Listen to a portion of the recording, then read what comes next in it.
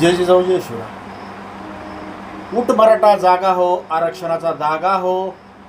आपल्या येणाऱ्या पिढीसाठी, आपल्या मुलांसाठी 29 ऑगस्टला मुंबईला निघायचं आहे आपल्याला. येणाऱ्या पिढीसाठी, येणाऱ्या भविष्यासाठी. आत्ता नाही तर कधीच नाही. आपल्याला मनोजदादा जरांगे पाटलाला 1000 पटीनं सोबत जाऊन साथ द्यायची आहे आपल्या मुलांसाठी.